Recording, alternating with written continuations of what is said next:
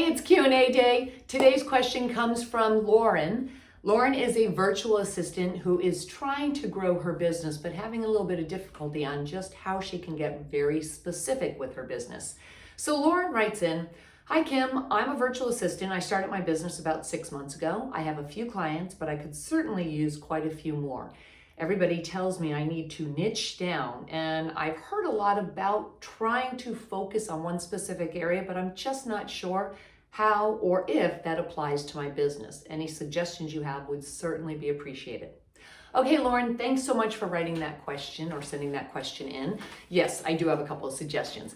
You're right. As a virtual assistant, you have many different areas that you can offer support into to many different people, whether they're entrepreneurs or whether it's even in the corporate arena. So I would say if you're trying to focus on or narrowing down your niche, what people are really referring to is that you want to, there's a couple different ways you can look at this. You want to either pick one specific area that maybe you are really great at. So maybe you're very good at admin tasks. And if you're really good at that and you enjoy doing it, then start focusing on that primarily. So when you're putting out promotional pieces or when you're talking to people at networking events and such, you really lead with the fact that you can help with their admin tasks. Now, if you're great at building landing pages, or if you're great at graphics or social media posts, then those are the areas that you want to focus on first.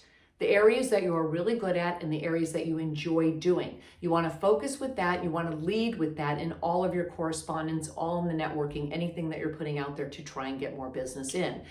That's what we mean by being much more specific. It doesn't mean that you don't do the other areas. Let's say that you're doing primarily landing pages, but somebody needs help with admin tasks, or they need help with sending emails, or maybe it's graphic design or social posts.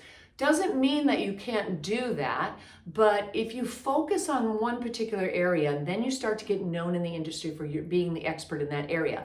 You can start taking on the other projects by outsourcing them. So there's nothing that's preventing you from hiring maybe a college student that can help you, that might be really good at social media or is trying to build a social media business, or somebody that's great at graphics. And then you pay them a percentage, obviously, of what you're getting, because it allows you then to start expanding into other areas. You never want to turn business away. You find a way to be resourceful and find another way to bring that business into your own realm of what you're doing.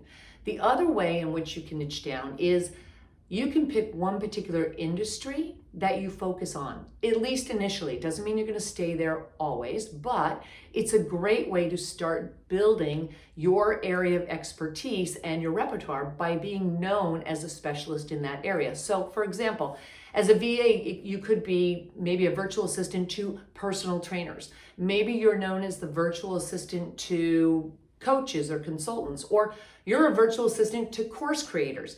Course creators have a lot of different things that they need to have help with, right? So it's not just their sales page and their landing page. It could start anywhere from the whole sales funnel. Maybe you're known as the virtual assistant that has expertise in creating sales funnels. So think of the niche is something that can be specific to, yes, your own area of expertise within your business, your virtual assistant business, and also maybe a particular area or industry that you can focus on as well. Again, you don't want to ever turn down business. You want to find a way to get resourceful and be able to take that business on, even if you're not the one actually handling all of it. Start thinking in terms of how you can bring on somebody else to help you and share some of that in order for you to then expand outward. So Lauren, thanks so much for asking that question and writing in. And if you have a question for me, you can send it to kim@kimkellythompson.com. And in the subject line, just make sure that you put Q&A day. Thanks so much, and I will talk with you again soon.